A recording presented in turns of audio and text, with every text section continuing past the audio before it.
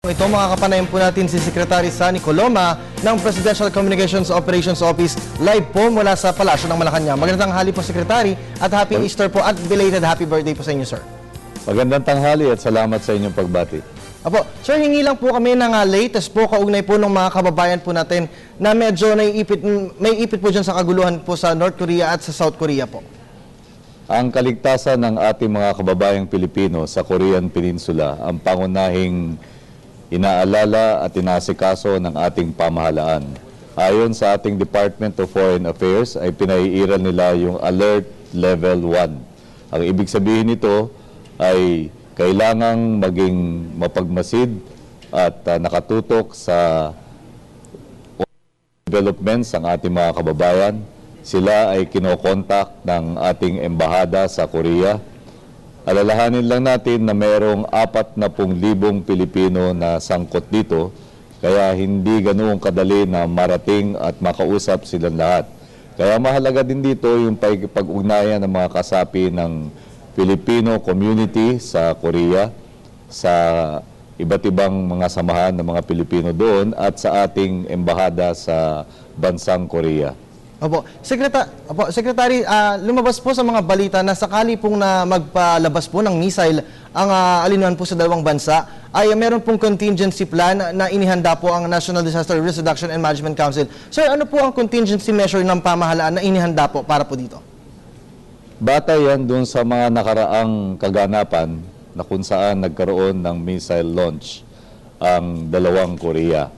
Kung maaalala natin, naglunsad ng missile ang North Korea, yung unang tangka nila ay hindi naging matagumpay. Pagkatapos niyan, yun namang South Korea. At pagkatapos may pangalawang ang North Korea na nagtagumpay.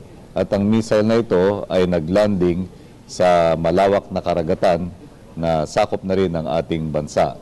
Kaya natutungkol dyan yung paghahanda ng National Disaster Risk Reduction and Management Council sapagkat ito ang lupon na kumakalinga sa kaligtasan ng ating mga kababayan at sila ay yung inatasang maghanda sa anumang external threat na maaring harapin ng ating mga mamamayan.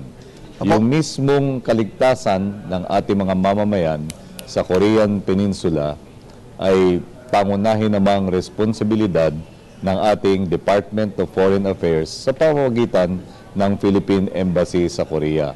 At tulad ng ating tinalakay, meron na po silang pinaiiral ngayon na Alert Level 1 para maging mapagmasid at laging nakatutok sa sitwasyon samantalang nananatiling mahinahon at itinutuloy ang kanilang pangkaraniwang pang-araw-araw na gawain sa bansang Korea.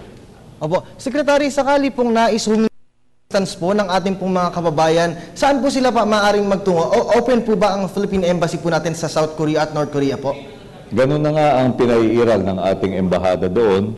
Kaya nga nakikipag-ugnayan sila sa iba't ibang asosasyon ng Filipino communities para ma-facilitate yung komunikasyon sapagkat may kalakihan nga ang kanilang bilang doon, 40,000. Opo, sir, hihingi na rin po ako ng update kaugnay po nung salvage operation po dyan sa May Tubataha Reef. Meron na po ba kayong natanggap na impormasyon ukol po dito? Ang amin pong tinututukan ngayon ay yung pagtungo doon ng Philippine Coast Guard Commandant Rear Admiral Rodolfo Aisorena. Siya po ay nagtungo doon para alamin ang buong kaganapan at mag-report po sa ating pamahalaan at sa ating Pangulo. Patuloy naman po yung assessment doon sa naganap na grounding ng USS Guardian dyan sa Tubataha Reef. At ang ating pong prinsipyo sa usaping ito ay kinakailangang maging accountable ang lumikha ng pinsala sa ating natural life reserve doon sa Tubataha Reef. At kinakailangang ipairal ang ating mga batas hinggil sa pagsingil sa may kinalaman sa pagsira ng ating environmental reservation sa Tubataha Reef. Opo, Secretary, meron po bang expected schedule po ang Pangulo para po sa buong ito? At meron pong exhibit po ang bansang France. Dadalaw po ba ang Pangulo sa pagbubukas po nito? Wala pong anunsyo at wala pong balak na binubunyag hinggil dyan.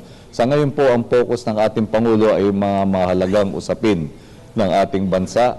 Siya po ay patuloy na humaharap sa mga priority programs ng ating Philippine Development Plan at tinitiyak po ang kapakanan at kaligtasan ng ating mga mamamayan saan man sila naroroon, lalo-lalo na yung libo-libo mga Pilipinong naghahanap buhay sa ibang bansa. Kabilang na rin yung mga nasa Korean Peninsula. Opo. Sir, isa pa pong mahalagang issue yung maganda pong investment grade status. Paano po kaya natin ito masusustain at paano po maipapadama po sa taong bayan yung positibong epekto po nito? Kailangan yung patuloy na pagsisikap na matamo ang mga layunin ng Philippine Development Plan. Ito po ay isang integrated program para madama po ito ng karamihan sa ating mga mamamayan. Kinakailangang ipatupad natin yung iba pang mahalagang programa sa social welfare and development, katulad yung poverty reduction, yung pagtatamo ng mga layunin sa Millennium Development Goals, at yung pagpapahusay sa ating infrastruktura para po magkaroon ng higit pang kaaya-ayang investment climate dito sa ating bansa at para po ma-maintain natin at mapasigla pa ang paglaki ng ating ekonomiya. Opo, sir, bilang panghuling katanungan na lang po, meron po ba kayong natanggap na update po, kaugnay po dun sa mga kababayan po natin dyan sa May Saba at dun po sa mga nagsilikas po pabalik ng Tawi-Tawi? Walang humpay po ang pagtutok ng ating pamahalaan sapagkat marami pong Pilipino na sangkot sa kaguluhang nagaganap dyan. Ang ating pong embahada sa Malaysia ay tumututok doon sa isinampang kaso sa 8 mga mamamayan na nahahablang. Isinasaalang-alang din po nila ang kalagayan ng mga Pilipinong nasa iba't ibang evacuation centers. At patuloy din po yung pagmamanman ng ating mga Coast Guard at Navy operatives sa ating pong karagatan para po doon sa kalagayan ng mga displaced persons na napilitang lumikas dahil nga po sa conflict sa Sabah. Opo, sir, ang panawagan nyo na lang po sa ating pong mga kababayan. You have the floor, sir. Kailangan pong maging mahinahon tayo habang pinagmamasid po natin ang ating mga kababayan sa mga kaganapan.